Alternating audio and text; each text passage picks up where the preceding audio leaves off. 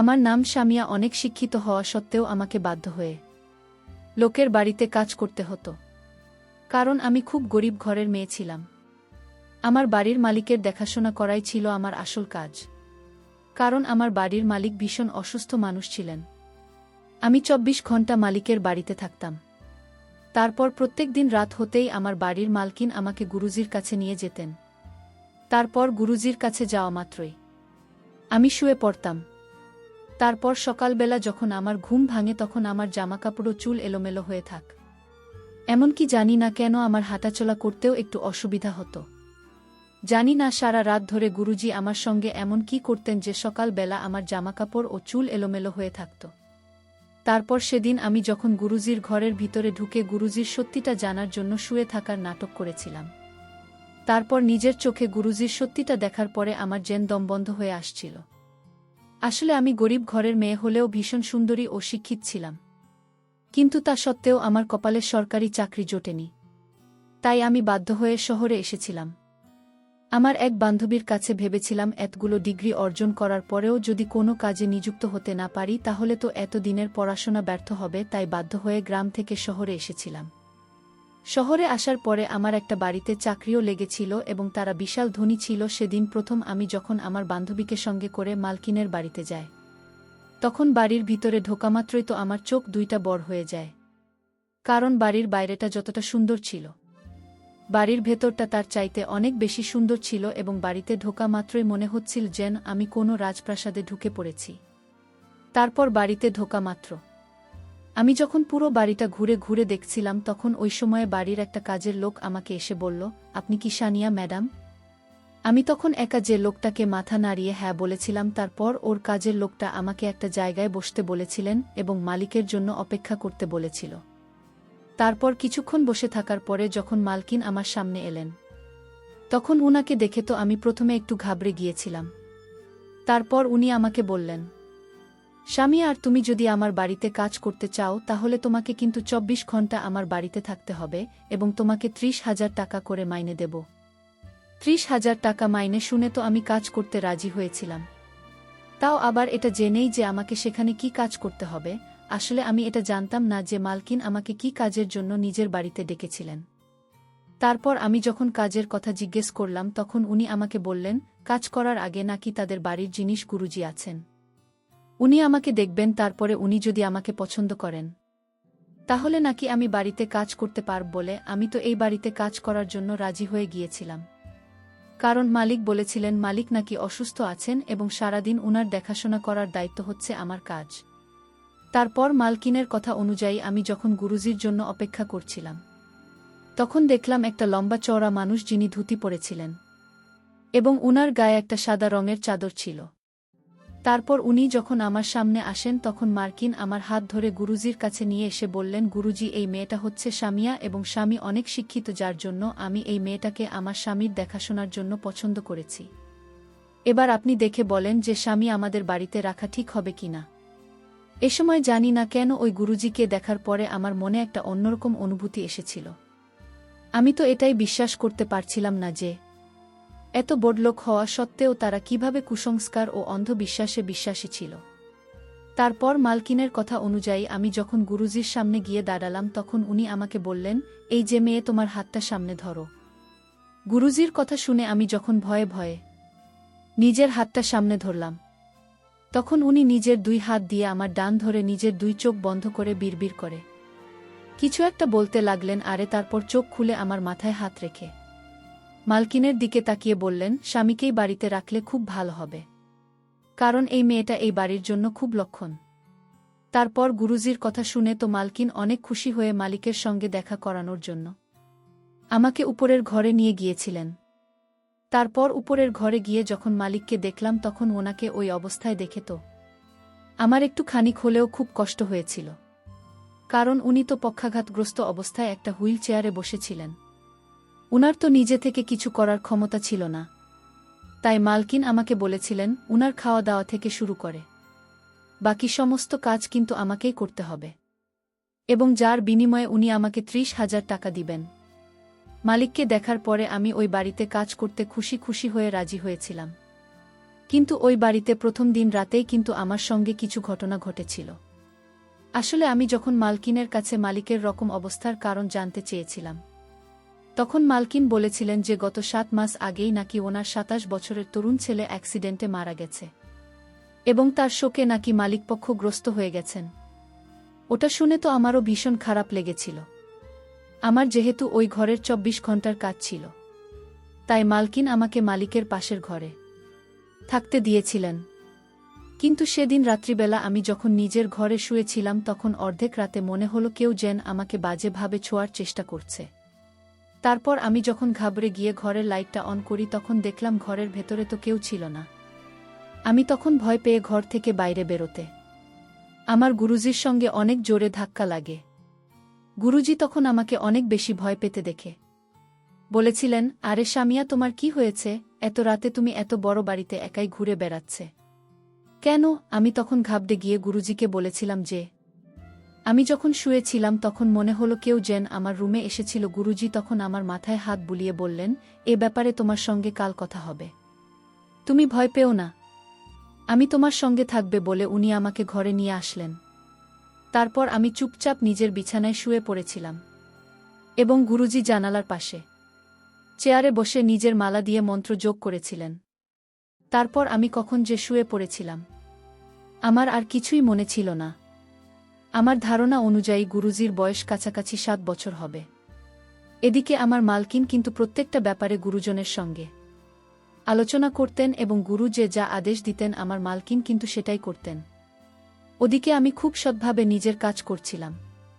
মালিককে সময় মতো খাবার খাওয়ানো, উনাকে ঠিকঠাকভাবে ওষুধ খাওয়ানো, সব কিছুই আমি সময়মত করতাম।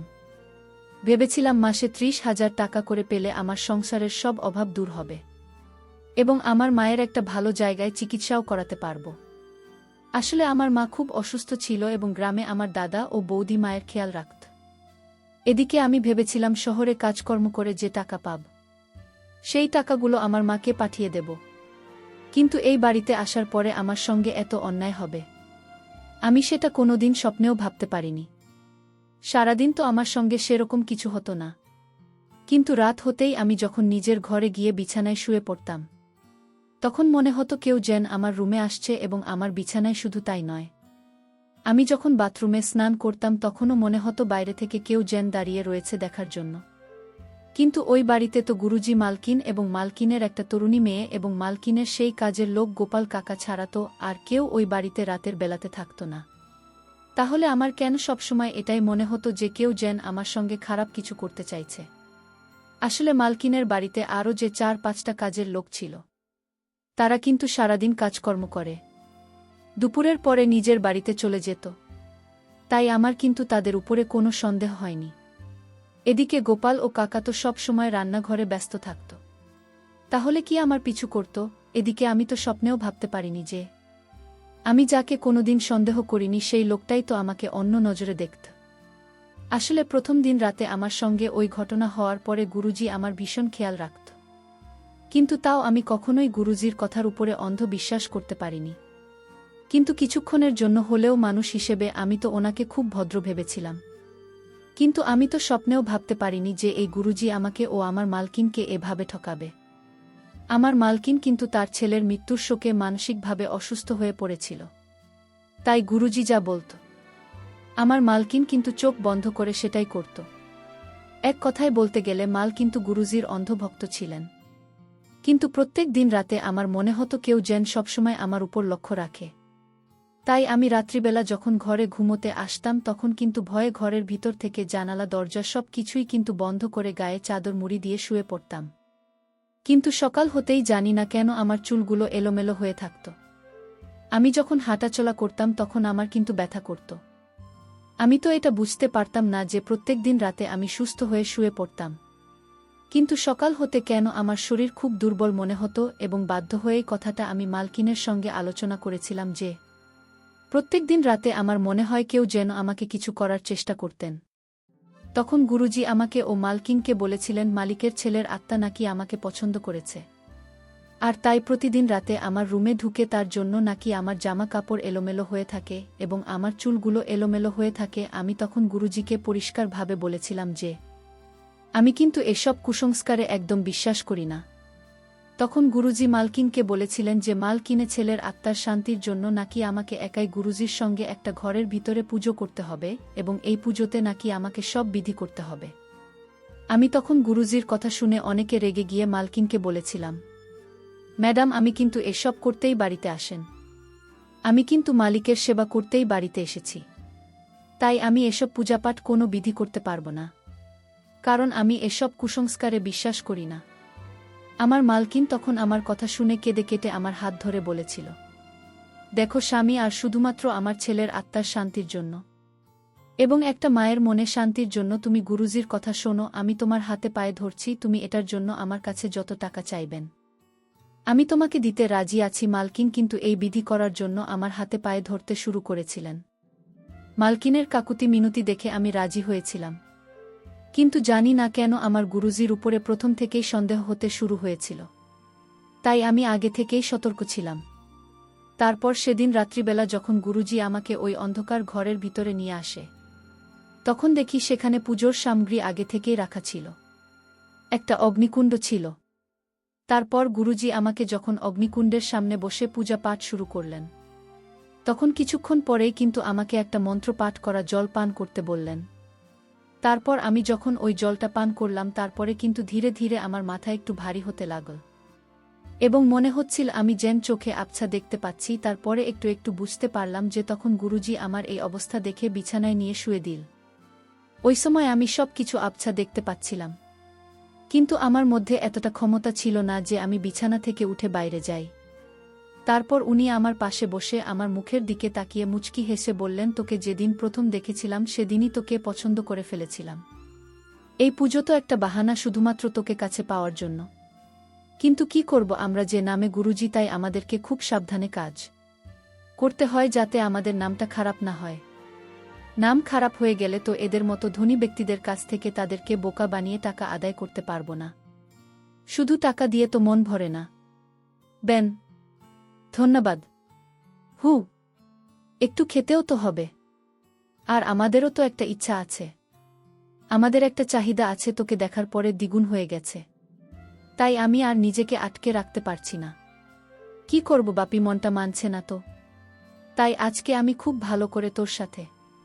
এই কথা বলে উনি যখন আমার দিকে এগিয়ে আসছেন, ঠিক তখনই পর্দার আড়াল থেকে গোপাল কাকা বেরিয়ে আসেন এবং উনি সবকিছু মোবাইলের মধ্যে রেকর্ড করেছিলেন। আসলে মালকিনের কাকুতি মিনতি দেখার পরে আমি পুজোতে বসতে রাজি হয়েছিলাম, কিন্তু আমার তো প্রথম দিন থেকে গুরুজির উপরে অনেক সন্দেহ হয়েছিল। তাই আমি গুরুজির সঙ্গে একাই বিধি করার আগে কিন্তু গোপাল কাকাকে সবকিছু বলে রেখেছিলাম এবং তাকে আমি আগে থেকেই গুরুজির ঘরের ভিতরে পর্দার আড়ালে লুকিয়ে থাকতে বলেছিলাম, কারণ গুরুজির আসল চেহারা আমি মালকিনকে দেখাতে চেয়েছিলাম যে উনি যে লোকটাকে অন্ধের মতো বিশ্বাস করেছিলেন, উনি তো একজন বন্ধু ছিলেন। আমি তো বুঝতে পারি না এখনকার যুগে প্রত্যেকটা মানুষ এত শিক্ষিত হওয়া সত্ত্বেও কিভাবে এসব ভণ্ড বাবাদের মিথ্যের জালে ফেসে যায়। শুধু তাই নয়, মালিকের ছেলে মারা যাওয়ার পরে মালকিনকে তার মৃত ছেলে দোহাই দিয়ে ওই বলগুলো লক্ষ লক্ষ টাকা মালিকের কাছ থেকে আদায় করেছে। সেদিন ওই ভোট গুরু যখন নিজের মুখে সবকিছু স্বীকার করেছিল, তারপরে তার অজুহাত দেখানোর আর কোনো রাস্তা ছিল না। সেদিন ওই ভিডিওটি আমার মালকিনকে দেখেছিলাম এবং ভিডিওটি দেখার পরে মালকিনের গুরুজির উপর থেকে অন্ধভক্ত দূর হয়েছিল এবং উনি গুরুজিকে সেদিন ধাক্কা মেরে বাড়ি থেকে বের করে দিয়েছিলেন। প্রিয় বন্ধুরা, তোমাদের কাছে গল্পটি কেমন লাগলো তা অবশ্যই কমেন্ট করে জানাতে ভুলবেন না। আর এরকম নতুন নতুন গল্প পেতে আমার চ্যানেলটিকে সাবস্ক্রাইব করে পাশে থাক।